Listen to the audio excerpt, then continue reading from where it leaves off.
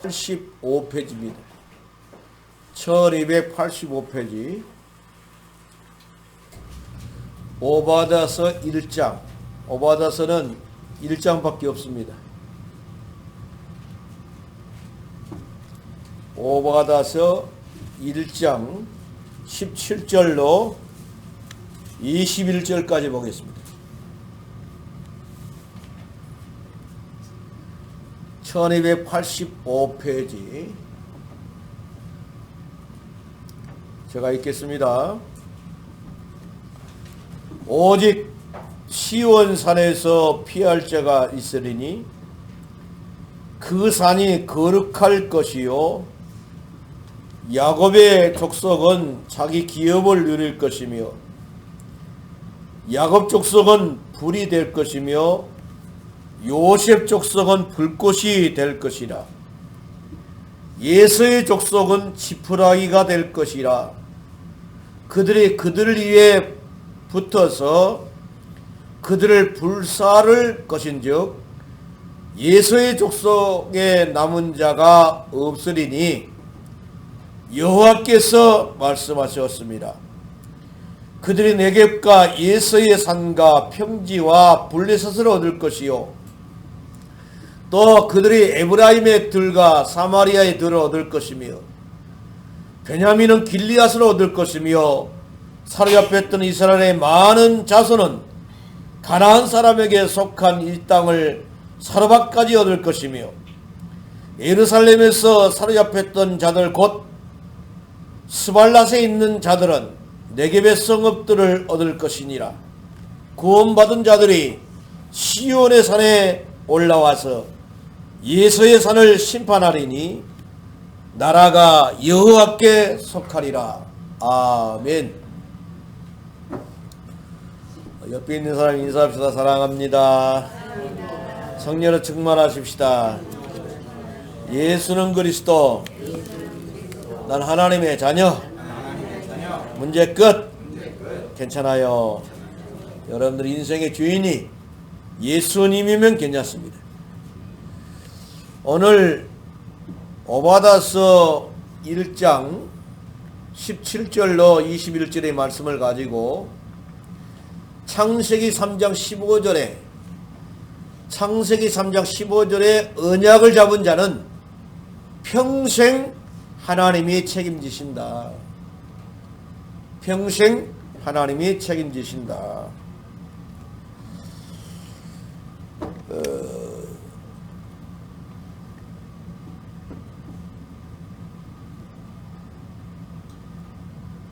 제니시스 3:15 Promise of a man who take responsibility for life 이런 말인데 하나님의 언약을 잡았다. 여자의 후손이 뱀의 머리를 박살낼 것이다.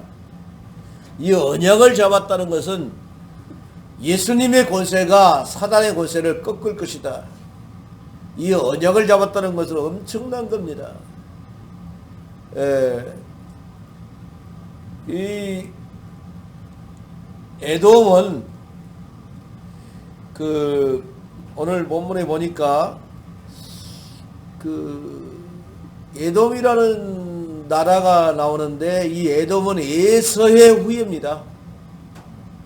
예서의 후예. 그러니까 이삭이가 아들을 낳는데 큰 아들이 예서고 작은 아들이 야곱이죠. 그런데 하나님이 준 장자의 축복을 두 번이나 팔았어요. 두 번이나 판 사람이 누구냐? 이 예서입니다. 하나님의 언약을 무시했다 이 말이죠. 하나님 주신 언약을 무시하니까 그 후손들도 똑같이 부모를 닮아가지고 조상을 닮아가지고 언약이 분명하지 않습니다. 유다는 형제의 나라지요. 깊이 올라가다 보면 형제가 있단 말이죠. 형제의 나라인데 유다 백성을 괴롭혀요. 그러다 보니까 하나님이 심판을 하게 되지요. 하나님의 백성을 무시하고 언약의 백성을 무시하고 하니까 하나님께서는 그냥 두지를 않습니다. 언약의 백성은 더욱더 굳건하게 세워지는데 언약이 희미한 나라는 무너진다. 이것이 오바다의 주제입니다. 오바다라는 말은 뭔 말이냐면은 여호와의 종, 여호와께 경배하는 자, 그런 뜻을 갖고 있습니다. 그런데 성경에는 오바다라는 말이 사람의 이름이 11명이 나와요. 11명이 나옵니다. 이 오바다서를 기록한 오바다가 누구냐? 그렇게 이제 물어보지요. 그 11명 중에 한 명 아니냐? BC 874년부터 853년까지 아왕 때에 오바다가 나오는데 국내 대신이었는데 어떤 사람은 국무총리다 라고 말하는 사람도 있습니다. 국내 대신인 이 오바다가 아방은 예수 믿는 선지자를 다 죽이는 판국에 100명의 선지자를 굴 2개에다가 50명씩 넣어놓고 3년 6개월 동안 흉년되었을 때에 음식을 갖다 준 사람이 누구냐? 오바다입니다. 생명 걸고 선지자를 도왔던 사람이 누구냐? 오바다이거든요. 그래서 그 사람이 선지자가 돼가지고 오바다서를 썼지 않겠느냐? 그렇게 말한 사람도 있습니다. 그런가 하면은 여호사밧 왕이라고 있는데 유다 나라의 7대 왕인데 그 밑에서 많은 백성들에게 여호사밧과 더불어서 백성들에게 율법을 가르친 사람이 있는데 그 사람 이름이 누구냐? 오바다입니다. 그 오바다가 은혜를 받아가지고 주의 종의 길에 걸어가가지고 선지자가 아니냐? 그렇게 말한 사람도 있는데 정확하지는 않습니다. 어떤 오바다인지는 몰라요. 정확하지는 않습니다. 그러나 오바다가 오바다서를 기록을 했습니다. 언제 기록했냐? 바벨론에서 바벨론 멸망 후에 바벨론에게 유다가 멸망을 당하게 되지요. 남유다는 바벨론에, 북이스라엘은 아수리에 패망을 하게 되지요. 근데 바벨론에 멸망하고 난 다음에 바벨론 멸망 이후에 포로됐다가 바벨론이 멸망 이후에 다시 이제 회복이 되는 그 시기에 오바다서를 기록한 것이 아니냐, 그렇게 이제 이야기를 하고, 그럼 어디서 기록을 했냐? 유다 왕국에서 아마 기록을 했을 것이다 라고 이야기를 합니다.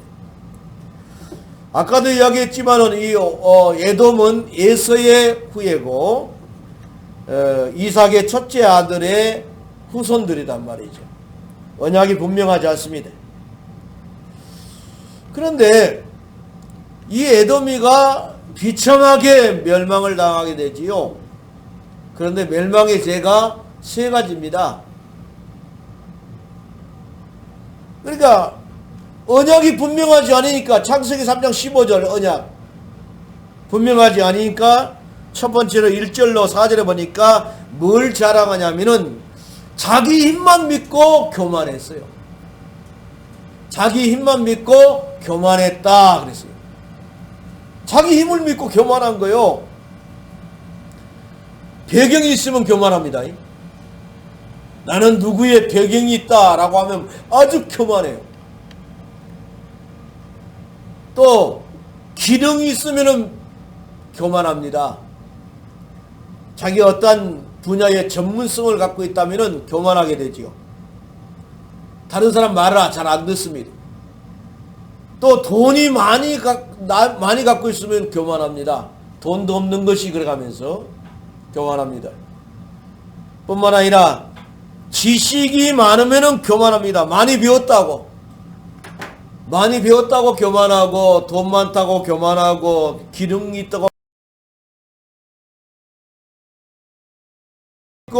교만하는 죄를 하나님이 말씀을 했어요. 두 번째로는 8절 말씀에 보니까 자기들의 지혜만 의지하고 자랑하는 제약이다 그랬어요.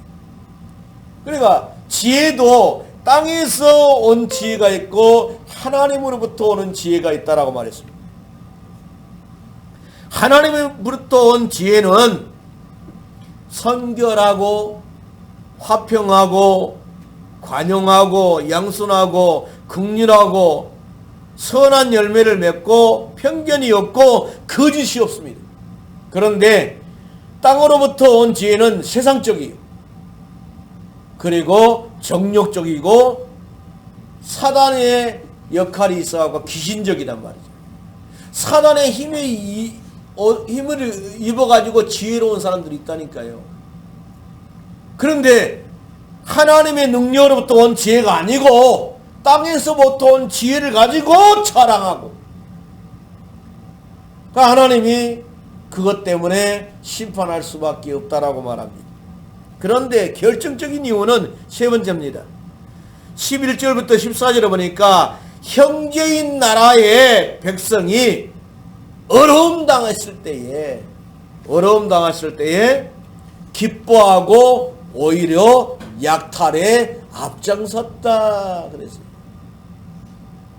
유다 나라가 어려움 당하니까 너무너무 기뻐한 거요. 미국에서는 대문만 일어나면 타겟이 어디냐? 한국 마트를 유리창 깨고 들어가서 약탈을 합니다. 아주 안 좋은 것이죠. 형제가 마음이 아픈 일이 있으면 서로 다듬어주면서 그래야만이 치유가 일어날 것인데, 형제가 지금 마음 아픈 일이 있는데 그걸로 가지고 막 기뻐해 버려요. 하나님이 그것을 싫어하신다라고 말했습니다. 내가 아는 목사님, 후배 목사님 동기인데 서울 한번 올라가자 그러더라고. 그래서 내가 울산에 있을 때 서울을 갔어요. 갔는데 미아리에 대만교회라고 아주 교회를 크게 지었어요. 지어가지고 이제 하나님 은혜로 교회를 지었다고 그러면서 그 목사님이 간증을 하는 걸 들었어요. 고건 시장 할 때, 서울시장 할 때에 서울시내 멋있는 땅을, 이제 커브 땅을 갖다가 교회에서 계약을 한 겁니다. 그런데 그건 시장이 어느 날짜까지 중도금을 제대로 처리하지 못하면은 서울시로 계약금이 기속되는 걸로 계약을 했다는 겁니다. 그 계약금이 만만치 않아요. 많아요. 서울 땅은 비싸니까. 그랬는데 이제 중도금을 제대로 못 치러가지고 서울시로 기속이 되어버렸어요. 그러니까 장로님들, 권사님들, 집사님들, 성도님들이 일어났어요. 피 같은 돈, 못 먹어가면서 하나님 앞에 헌금한 돈, 대출 내갖고 하나님 앞에 헌금한 돈, 그 돈을 하나도 못 받고 서울시로 기속이 되게 되니까 너무너무 마음이 아픈 겁니다. 그러니까 목사님이 들어보니까 그런 소리를 막 계속 교회에서 하고 있는 거예요. 그래서 목사님이 당회를 열어갖고 뭐라고 말하냐면은, 장로님, 그 피 같은 돈 서울시로 기속이 되니까 마음이 아프죠? 그러니까 장로님들이 네. 권사님한테 물어보니 권사님들도 네. 마음이 아프죠. 당연히 마음이 아프죠. 그 어렵게 헌금해갖고 모은 돈, 계약금, 그 많은 계약금을 다 날렸으니 성도들도 예, 마음이 아프죠. 그래 목사님이 있다가 나도 마음이 아프요. 우리 마음 아픈 사람끼리 상처 건들지 맙시다. 거기에도 또 다른 계획이 있지 않겠습니까? 그걸 놓고 기도합시다. 그랬는데 그 일로 인해서 한 명도 성도들 나간 사람이 없다는 거예요. 그러면서 하나님이 땅을 줘가지고 이렇게 교회를 크게 건축을 했다라고 간증하는 소리를 들었습니다. 서울로 올라가면 그거 하면은 대접을 잘 받아요. 한 번은 미꾸라지 숙회를 먹으러 가자 그러더라고. 그래 갔더니 두부를 가져왔어요. 두부를 가져와갖고 이제 물을 넣고 끓이는 거요. 물을. 그래갖고는 사장이 미꾸라지를 한 그릇 가져와갖고 그 안에 집어넣어 뿌려요. 물이 뜨거우니까 두부 쏘로 다 들어가더라고. 그러더니 이제 그 두부를 꺼내갖고 잘라가지고 국을 끓여요. 그래서 이제 맛있게 먹었는데 국에다가 또 수제비를 또 띄어내가지고 진짜 미꾸라지 그 숙회를 진짜 맛있게 먹었어요. 한 번은 갔더니 진짜 맛있는 보신탕 집에 가자 그래. 갔더니 개 한 마리를 내놔요. 개 한 마리를 딱 내놓는데 어느 부위를 드실 거냐고 그러더라고. 그래서 어느 부위 해주냐. 그 자리에서 그거 잘라갖고 이렇게 해주고. 또 한 번은 갔더니 아이고 중국 간다는데 대접 한번 한다 그러더라고요. 그래가지고는 갔더니 간장게장집을 갔어요. 근데 우리 집은 기본이 4그릇입니다. 아이고 어떻게 4그릇을 먹겠는가 했더니 진짜 4그릇 먹고 나왔다니까요. 그렇게 맛있는 집도 있더라고요. 그래 하나님이 땅을 줘가지고 이렇게 교회를 멋지게 졌다고. 진짜 교회 커요. 위아래 쪽에 그런 얘기 있습니다. 상대방이 마음이 아파하는데 막 기뻐하는 거예요. 기가 막힌 일이거든요. 그래서 내가 가장 어려울 때 도와준 사람을 잊지 못하는 거거든요.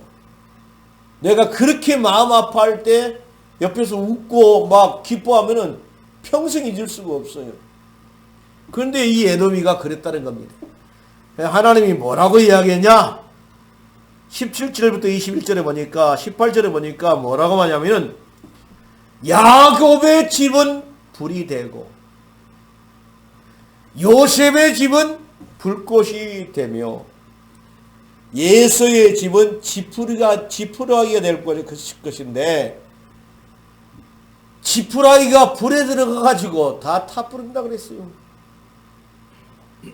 그러면서 하나도 없으리라. 남은 자가 에돔은 남은 자가 하나도 없으리라. 주가 그것을 말하였느니라 라고 말했습니다. 결론을 맺겠습니다. 우리는 하나님 앞에서 교만하지 말아야 돼요. 선질로 생각하는 자는 넘어질까 조심해라. 하나님의 능하신 손 안에서 겸손하라. 때가 되면 높이시리라 라고 말을 했습니다. 늘 겸손해야 돼요. 늘 하나님 의지하고 자랑하지 말고 하나님 바라보시기를 바랍니다. 남의 아픔을 기뻐하지 말고 그 아픔에 동참할 수 있기를 바랍니다. 그렇다면 하나님이 책임지시는 사람이 됩니다. 자, 옆에 있는 사람 인사합시다. 하나님이 책임지시는 사람이 됩시다. 하나님이 책임지시는 사람이 되어야 돼요. 어디를 가도 무슨 일을 해도 하나님이 책임지신 사람은 성공하게 돼 있어요. 우리 동현이가 회사에 합격을 했다는데 감사할 일입니다. 어디를 가든지 하나님이 책임지는 사람이 되시기를 바랍니다. 기도하겠습니다. 고마우신 하나님 감사합니다. 하나님 앞에서 교만하지 않고 겸손하고 우리가 하면 얼마나 알겠습니까? 자랑하지 말고 하나님 바라보고 남의 아픔을 기뻐하지 않고 동참하다가 하나님이 책임지시는 귀한 언약의 사람들이 다 되어지게 하여 주옵소서. 예수님의 걸어가신 이름으로 기도드리옵나이다. 아멘.